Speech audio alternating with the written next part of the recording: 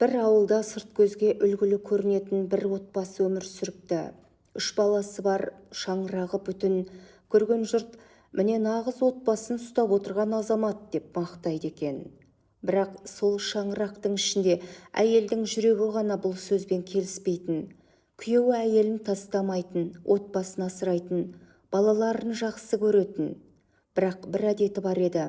Әйеліне жылдар бойы опасыздық жасау. Әйелі күйеуін сол әдетін қояр деген үмітпен жаны ауырып тұрса да бірге тұрып жатты. Бірақ оның жан дүниесінде бір нәрсенің баяу сөніп бара жатқанын өзінен басқа ешкім де аңғармады.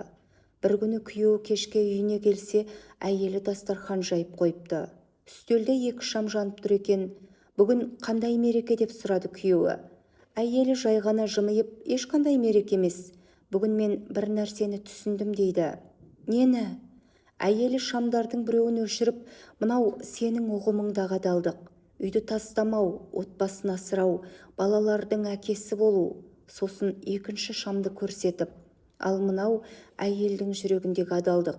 Бір адамды таңдау, оның намысын, сенімін, жүрегін қорғау. Күйеуі үнсіз қалады. Әйелі жай ғана сөзін жалғастырады.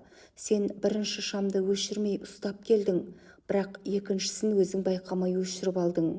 Сол кезде күйеуі алғаш рет бір шындықты түсінген екен.